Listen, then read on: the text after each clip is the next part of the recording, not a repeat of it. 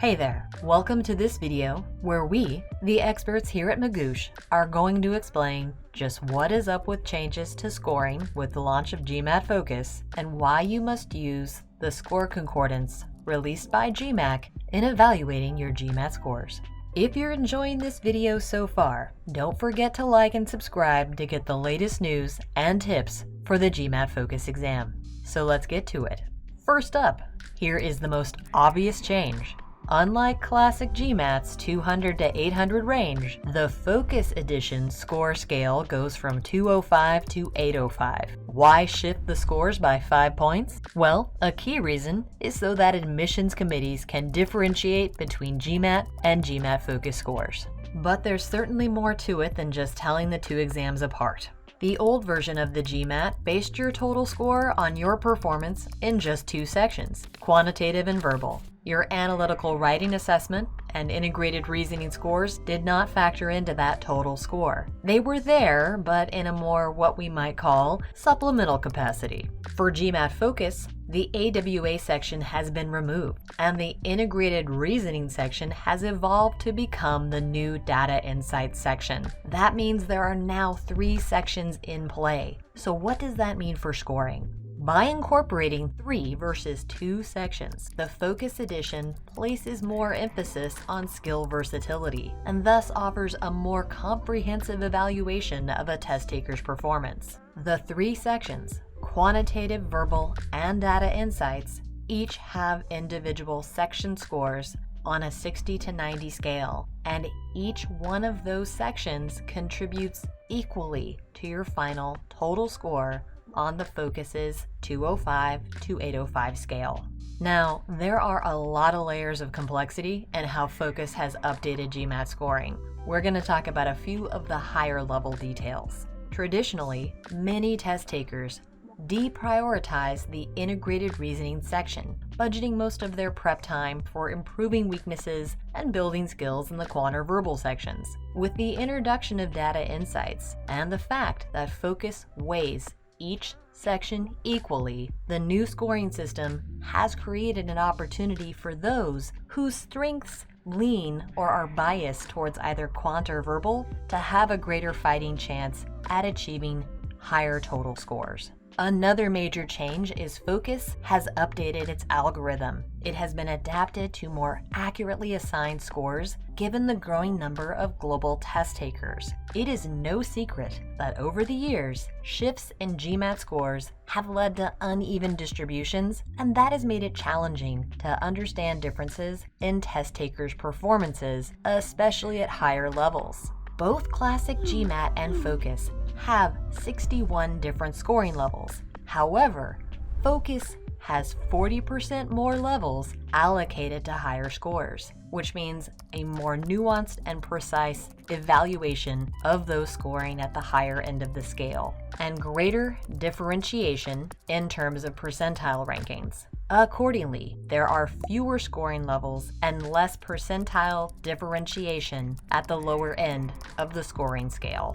Now, I know that discussing percentiles and 61 different scoring levels can feel a bit like a head-scratching moment, which is why it's super important to check out the score concordance table released by GMAT. We'll talk about that and why it's important more in a second, but I want to take a moment right now to encourage you to take some time to explore the table, preferably after this video ends, to familiarize yourself with GMAT scoring levels and their corresponding percentile ranks. You might be wondering what to do if you took the old version of the test. How does one compare scores across exams? In short, you can't do that. According to GMAT, the changes in both the score scale and the score scale distribution make a direct comparison of scores impossible. But all is not lost. You can still compare the competitiveness of test takers across the two exams, but only by looking at percentile information. Remember that score concordance I mentioned? Well, it's the one and only key that will allow you to compare the percentile rankings between classic and Focus versions of the test. Why all the attention on percentiles, you might ask? Yes, scores are great, but it's more appropriate to figure out what a score means in terms of percentile ranking. Percentiles tell you, and more importantly, admissions committees, how well you performed relative to other test takers, the people you're competing against for spots in MBA programs. Let's say you're in the 80th percentile. That tells all those concerned that you perform better than 80% of the other test takers, top 20%. Now let's get back to what this means for people who want to compare classic and focus scores and why percentiles are the way to go. Here's an example. If your total score was a 610 on the classic GMAT, you were in the 55th percentile. To land in the 55th percentile on focus, your total score would be 565. Those scores are 45 points apart, but they mean the same thing in terms of demonstrated ability, aka percentile ranking. Here's another example. Traditionally, a 700 was seen as a benchmark score. You say you got a 700 and people understood what that meant. Impressed faces all around. That score was just about top 10%. But on the focus exam, things have been narrowed down at those higher levels. Now, a score of 645 corresponds to about the 88th percentile. And if you get 10 more points, a 655, that lands you in about the 90th percentile range. So the old 700 is like a new 655. So hopefully you see what I mean. You can't directly compare scores, but you can directly compare percentiles. The score scale has shifted significantly. Use percentiles to gauge your competitiveness. This is 100% true across versions of the exam, even if you've only taken or only plan to take the focus version. Percentiles are what admissions committees look at, so it's appropriate that you, focus your attention on percentiles over scores as well. Now let's talk about how knowing this information can help you prepare